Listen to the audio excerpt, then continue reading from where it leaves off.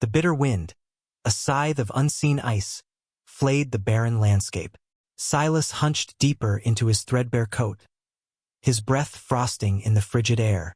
Beside him, Caleb, his son, a boy too young to carry the weight of their journey, shivered, his small hand instinctively finding the rough wool of Silas's trousers. They had ridden for days, leaving behind the skeletal remains of their ranch, a life swallowed by debt and unforgiving earth.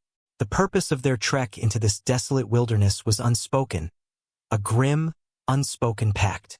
It was where men went to disappear, to simply cease. There was no defiance left in Silas, only an aching exhaustion that went bone deep. He had aimed for a secluded ravine, a place the snow would cover swiftly, cleanly.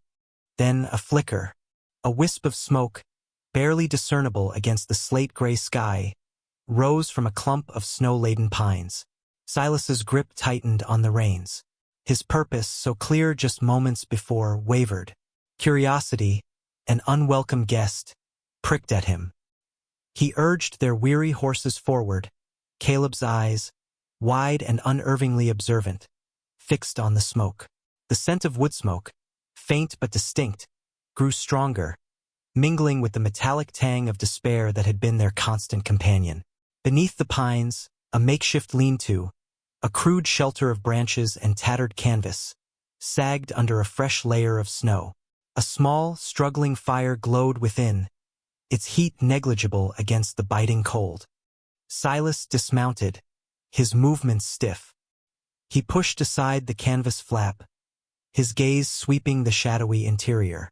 What he saw arrested him, freezing the last vestiges of his grim resolve. A woman, barely more than a girl, lay huddled on a bed of pine needles, her face pale and drawn, her breath a shallow whisper. Her arm was wrapped in a crude, blood-stained bandage, and her eyes, when they fluttered open, held a raw, primal terror that clawed at Silas's gut. Clutched protectively to her chest was a tiny bundle, from which a soft, insistent whimper rose. A baby. He stood there, frozen, the wind tearing at his coat, the sound of the infant's cry a piercing counterpoint to the desolate silence of the wilderness. This was not part of his plan. His path was solitary, a quiet capitulation. He looked at the woman Elara, he would later learn, her hair matted with sweat and dirt, her lips cracked. He looked at the infant, small and vulnerable, a testament to life in a place meant for death. And then he looked at Caleb, who had dismounted quietly and stood beside him, his gaze fixed on the bundle. The boy's eyes, usually reflecting Silas's own weary resignation, held a spark of something else, pity, perhaps, or simply a child's unburdened curiosity. The unspoken word hung in the air. Life. Silas swallowed, the dryness in his throat immense. He could leave them. The thought was fleeting, shameful. The woman stirred again, a small cough rattling her chest, her eyes wide with fear, then a desperate, fragile hope as she met his gaze. The baby whimpered again, a tiny sound of distress that resonated through the profound stillness. The cold seemed to bite deeper now, not just into his skin, but into the hollow space where his purpose had been. He knelt, his movements stiff, and reached a hand towards the infant. He had come here to die, but life, in its most fragile form, had somehow found him. He carried the woman, Elara, carefully in his arms, her body surprisingly light, a testament to her prolonged suffering. Caleb, small but determined, held the bundled infant, Lily, a tiny, fragile weight against his chest. They moved through the deepening snow, the horses plodding slowly, their breath plumes in the frigid air. Silas led them not towards the ravine, but to a remote, dilapidated hunting cabin he knew, a forgotten relic nestled deep within a stand of ancient pines. It was a place he'd used years ago, a shelter against the worst of winters, now mostly abandoned. It was far from any established trail, a sanctuary for those who wished to be unseen. The cabin offered little comfort. It was cold, damp, and smelled of mildew and stale smoke. But it had a stone hearth, a roof that mostly held, and four walls. Silas worked in silence, a man driven by necessity rather than desire. He cleared out the accumulated debris, built a roaring fire, its warmth slowly chasing the chill from their bones. He laid Illyra on a crude pallet by the hearth, covering her with his thickest blanket. Her fever raged, her breath ragged. The baby, Lily, cried often, a small, persistent wail that was both a torment and a strange, insistent reminder of life. Days bled into a blurred succession of nights. Silas was a man of few words, and Illyra, when she was lucid, offered none of her past. He asked no questions. The harshness of the land, the urgency of their shared struggle for survival, rendered questions superfluous. He hunted, sharing his meager kills, squirrel, rabbit, occasionally a grouse. Caleb, though quiet, was an unexpected help, gathering firewood, fetching water from the half-frozen stream. Illyra slowly, painstakingly began to mend. Her arm, though still painful, began to heal. The fear in her eyes, however, remained, a deep, shadowed pool that spoke of past horrors. She would often look out the small, grimy window, her gaze sweeping the snowy forest, as if expecting to see a ghost. As her strength returned, Illyra began to contribute. She was resourceful, though weakened. She mended torn clothing, stretched their meager supplies, her fingers surprisingly deft. Silas would observe her, his gaze stoic, unreadable. He saw her determination, her fierce protectiveness of Lily. He saw her fear, too, the way she flinched at sudden noises, the way her eyes darted to the door. He understood implicitly that she was running from something or someone. The wilderness had always been his solace, his final destination, but now it was also a shield. They were three strangers bound by circumstance, by the necessity of survival. The trust between them was unspoken, tentative, built not on words, but on shared warmth, shared hunger, and the quiet rhythm of their days.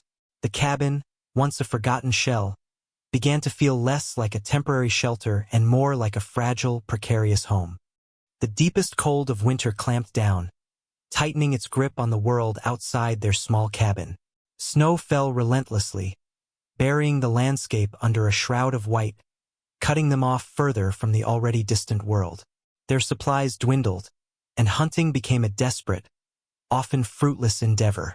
The silence inside the cabin, once merely quiet, now hummed with a different kind of tension, the gnawing anxiety of scarcity, the knowledge that their fragile existence hung by a thread.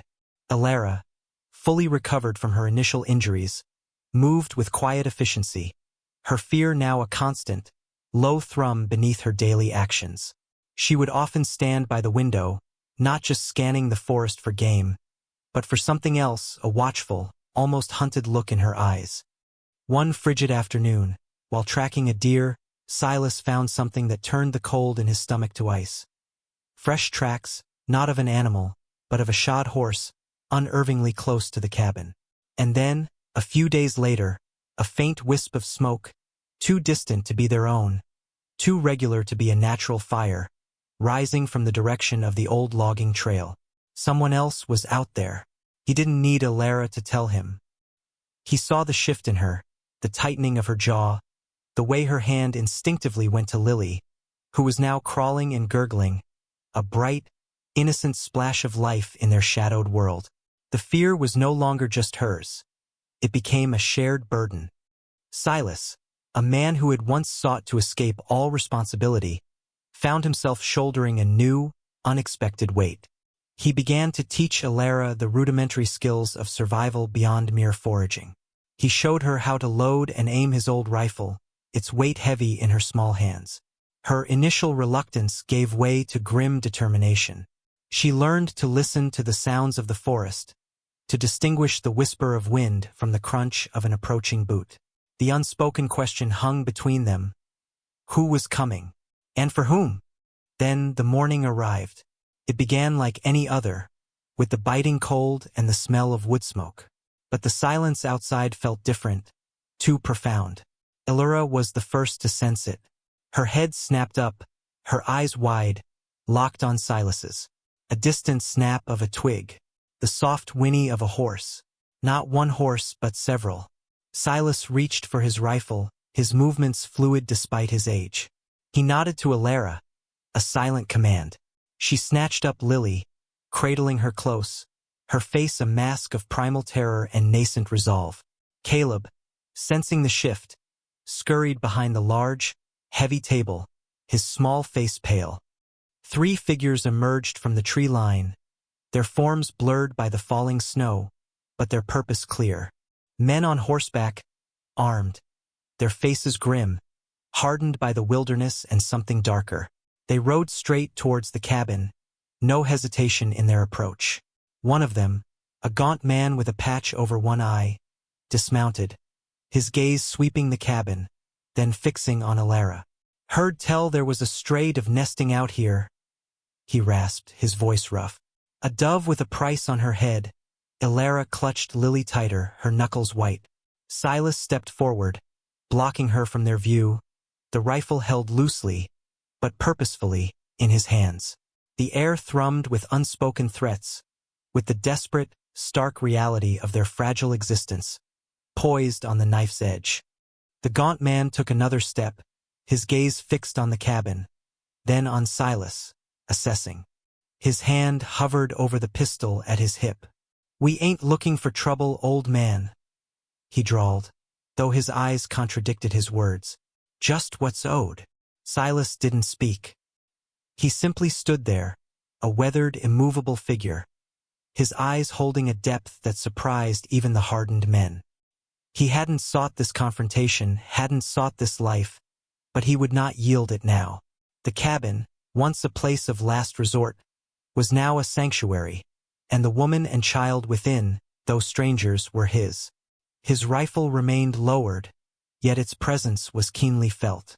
He didn't need to threaten. His posture, the quiet, unwavering resolve in his gaze, spoke volumes. The gaunt man hesitated, glancing at his companions, then back at Silas.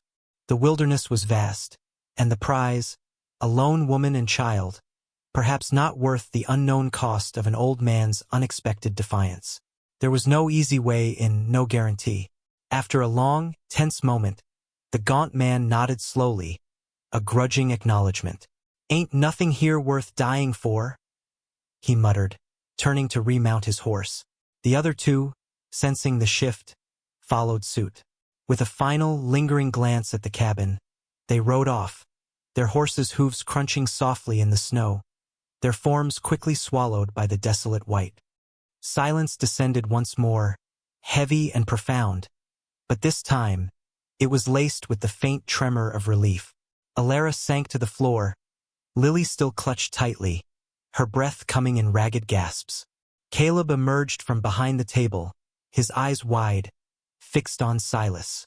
Silas stood for a long moment, listening until the last sound of their departure faded. He turned, slowly, and looked at Alara. The fear was still there, a shadow in her eyes, but beneath it, something new had emerged. A fierce, unwavering gratitude, and a quiet strength. The threat had passed for now, but the encounter had forged something new, something unbreakable, between them. Silas, who had ridden into the wilderness to die, had found a reason to live. His desolate ranch, his past failures, faded in significance. His purpose had been redefined quietly, irrevocably. He had become a protector, a foundation. As winter begrudgingly yielded to the first tentative breaths of spring, the cabin shed its mantle of ice and snow. The air grew softer, the stream burbled, and green shoots pierced the thawing earth. They worked together, a family unit forged not by blood, but by fire and ice and shared peril. Silas taught Alara how to set snares, how to identify edible plants. Alara, in turn, with her quiet resilience, brought a sense of order, a touch of home, to the stark cabin. They began to clear a small patch of land, preparing it for a garden, a testament to their fragile, newfound hope. One afternoon, as the sun warmed the small clearing, Lily, now toddling on unsteady legs, laughed, a bright, clear sound that echoed through the quiet forest. Alara looked at Silas, a faint, tender smile gracing her lips. He met her gaze, his own eyes, once filled with profound weariness, now held a quiet, steady light. The wilderness, which had been meant to be their end, had become their crucible, their unexpected beginning. They had found not death, but life, not despair, but a quiet, resilient hope, blossoming in the heart of desolation.